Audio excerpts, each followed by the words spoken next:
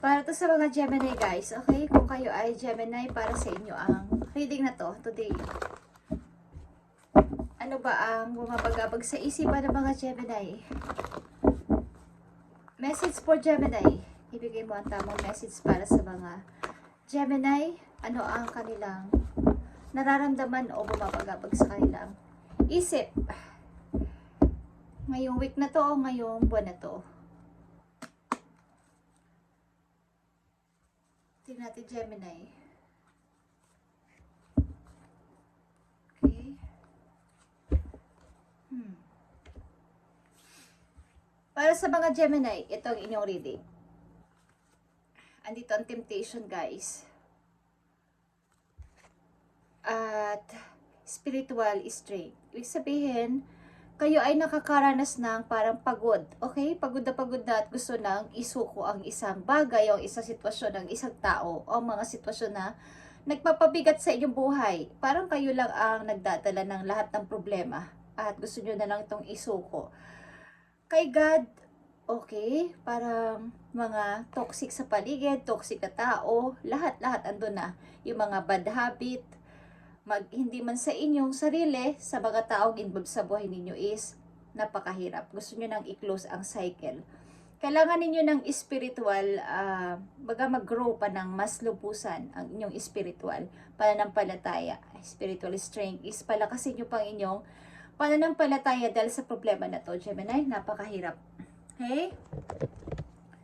Mga bumabagabag sa mga Gemini is nahihirapan kayo sa inyong sitwasyon. At maaring kaya nyo ito nararanasan is binibigyan kayo ng wake up call, something ng langit. Ni God, na mayroon ka na dapat i-release o iwan na isang sitwasyon sa buhay mo na nagpapahirap sa iyo, nagpapabigat. Okay? Kailangan na dito ng closure, kailangan na dito ng pag-close ng cycle ng isang sitwasyon na to na nagpabigay sa iyo ng hirap para sa iyong ikaw naman sana makaranas ng saya o kaginhawahan sa buhay after mo itong maisuko o ma-release. Okay, para sa mga Gemini, message for you para magkaroon ka ng guide. Okay, nandito ang abundance, Gemini. Prepare yourself for incoming abundance. Release any mental blocks. Okay, mga mental blocks like I said, i-release mo ang nagbabagabag sa'yo sa buhay mo. Lalo na sa yung mental, sa emotion mo, yung nabablock ka. You may have in fairyland and human land, there's enough abundance for everyone. Kailangan mo may i-release, may i-close sa cycle dito na parang ang bigat-bigat na dalhin. Nagpapabigat sa iyong buhay. Parang ang hirap pumasok ng money. Parang nabablock ang iyong swerte, Gemini. I-release mo ang mga tao na to, ang sitwasyon na to na nagbibigay sa iyo ng problema para makapasok ang magandang daloy ng pera sa iyong buhay. Okay? Ito ay pagbablock sa iyong mental o sa iyong mga swerte paparating. Dahil may mga taong involved sa buhay mo dito na dapat ay wala na sa buhay mo o inaalis mo na is parang pinagtitiisan mo. Maging ito man ay relasyon sa asawa, sa mga anak na pasaway, o sa iyong mga magulang, sa kapatid, o sa pamilya ninyo na hindi na kayo nagkakasundo-sundo. At sa mga kaibigan ninyo, okay? Tanggalin nyo ang mga nagpapablock na to sa inyong isip. Message po you, Gemini. Para sa iyo ang message na to, today, nakita nyo ang sword. Make the change, okay? Magkaroon ka sana ng pagbabago, Gemini. Make the change. Umpisa mo sa iyong looks, sa iyong appearance, sa iyong physical. Mag-ayos-ayos ka man lang, okay? Tumingin-tingin ka sa salamin. At ang sword ay nagpapatunay din ng makikita mo ang katotohanan, yung reflection mo, tingnan mo sa salamin. Ano na ba ang nangyari sa akin, okay? Ganito ba ako dati? Parang wala na akong kaginhawa sa buhay. Parang ang hirap na makabangon. Ba't kakayanin ko to, okay? Ang sword kasi ay pagtingin sa katotohanan at parang pag-clear ng mind mo. putulin mo, alisin mo ang mga tao nagpapahirap sa iyong buhay para pumasok ang kaginhawahan ng pera sa iyo. Maganda pagpasok ng money ay naaapektuhan sapagkat nabablock nito ang iyong isip o nabablock ang mga swerte paparating sa iyo, Gemini. Number 7 is changes. Okay, make the change. Magkaroon ka sana ng pagbabago. Umpisahan mo sa iyong physical, sa iyong appearance, sa iyong sarili. Umpisahan mo ang pagbabago na to, Gemini. Para sa iyong message na to, ito ay pagkuklose ng cycle ang ina-advise sa iyo dito. Maging ito man ay gagawin mo ngayong April o ngayong taon na to is pagkuklose ng isang nagpapahirap na sitwasyon sa iyong buhay. Okay, Gemini? Message for you. Yeah. Blue Jay din yan sa papakita. Ibig sabihin ng Blue Jay is yung iyong intuition. Makinig ka sa iyong sarili. Sa binubulong ng iyong sarili. Mingi ka ng guide. Kay Lord, okay. Tingnan natin ang message for you. Andito ang Scorpion. Okay, at speaking of Scorpion, baka may dealing sa inyong Scorpio, Gemini. Scorpion is you are invited to instigate change. Okay? About ito sa iyong pagbabago talaga. But you are also being warned that this transformation may be radical. Get rid of everything in your current life that can prevent you from improving. Based on this principle, destroy before rebuilding. You are promised a beneficial rebirth. Okay. Nakatakda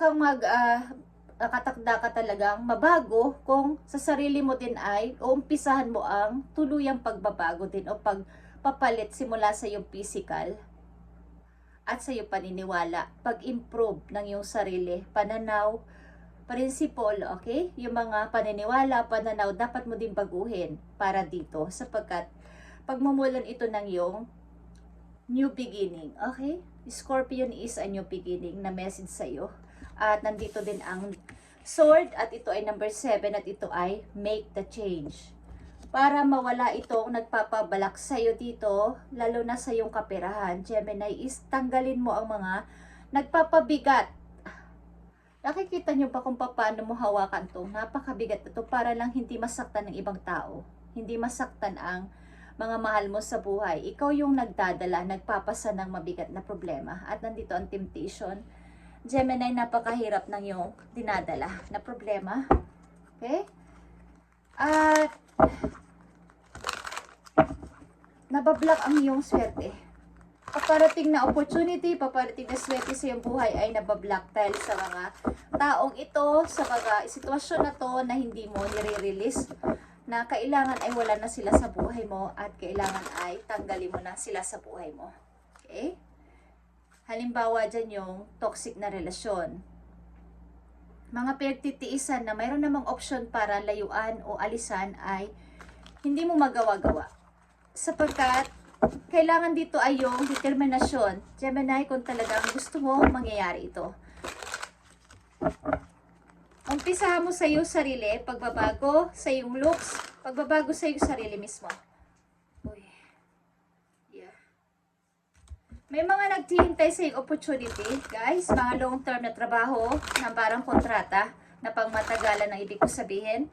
Okay? Dalawang message dito po you, para sa mga Gemini. Dalawang message dito for you. Nakikita nyo ba ang 7 of Cups? Okay? Ito ay mga opsyon na paparating sa buhay mo. At ito ang nandito ang 6 of Wands. Pagpapalaya sa sarili. At pag-forward papunta sa iyong happiness, papunta sa iyong tagumpay ito, guys. 6 of Wands, okay? Papunta sa iyong tagumpay. Kailangan mo umalis dyan. I-release mo. I-release mo yung mga, yung kinalalagyan mo na yan, tanggalin mo. Tumanggal ka dyan o tanggalan mo yan. Okay? Nakikita mo tong 10 of Wands. Napakabigat ng iyong pasanin, Gemini. At kailangan mong pumili na talaga ng 2 direction. Chariot is here. Okay? The Triumph, the Chariot is naghihintay ang, kumbaga, ang swerte, ang opportunity andyan na sa paligid mo. O may nag-aalok sa'yo, o mayroon kang in-apply something, o mayroon kang pupuntahan, o may plano ka, at nakaabang na ang pamimili. kumbaga sa left and right, left or right. Okay? Halimbawa lang is pupunta ka ng ibang city o sa ibang bansa, parang ganun ang example doon, is kailangan mong ibaba itong bagahe na to guys. Mabigat ito, Gemini. At umpisahan mong magbago. New beginnings is naghihintay sa'yo. Napakahirap nang yung pasanin. Pakawalan mo at i-release mo na ang sarili mo dito. Pakinggan mo ang sarili mo. Kailangan mo ng mas matatag pang pananampalataya na ito ay marirelease mo. Palayain mo na ang sarili mo dito. Gemini, isa pang message dito for you. Dalhin mo na lang ang kaya mong dalhin na bagahe. Ibig sabihin, kaya mong problema. Kaya mong pasanin. Hindi yung lahat na lang ay pinapasan mo. Problema ng... Kung kahit ito ay sa anak ninyong problema, kung nasa edad na siya, at mayroon siya problema, bayaan nyo silang mag-solve nun sapagkat nandun na sila sa edad, sa age nila na sila naman dapat ang mag-isip ng solution. Huwag nyo nang problemahin yun, Gemini. Message for you. Okay, nakikita nyo, I'm traveling lightly. Simplify your life. Mag-travel ka, ibig sabihin yung journey mo sa buhay is, simplihan mo lang. Huwag ka nang marami pang iniisip na kung ano-ano na problema ng iba. Kukunin mo pa, dadamay ka pa. Huwag mo nang gawin yon. Simplify your life. Pabayaan mo sila. Enjoy mo ang sarili mong journey ng buhay. Okay? Pabayaan mo sila. Gemini, isipin mo rin ang sarili mo. Simula pag napanood mo ang reading na to. Ang video na to. Isang message na lang dito for you. Gemini, kailangan mo dito ng new beginning at changes sa iyong sarili. Make the change kung gusto mo lang. Para sa iyong message na to sa ngayong araw na to, guys, okay kung kailan nyo to magpanood, but ang petsa ngayon ay April 5, okay, 2025. At ang number 5 din ay changes or mga obstacle. Meron kayong obstacle talaga o struggle. Okay. Isang message na lang dito para sa iyo, Gemini. Thank you, Spirit. Nakikita nyo ang Queen of Cups. Okay, napaka-butihin yung tao. Butihing ina o butihing ama. Na may nagmamahal sa mga anak o nagmamahal sa anak. Okay, at maaaring kayo ay kasal or nahiwalay. Matiisin kayong yung inyong personality ay may pagkamatiisin at kalmadong person. Inuunawa ang lahat ng bagay sa paligid. But this time, kailangan mo ding isipin ang iyong sarili. Kung ano tong nagpapablock sa'yo o nabablock ang mental mo dito. Okay?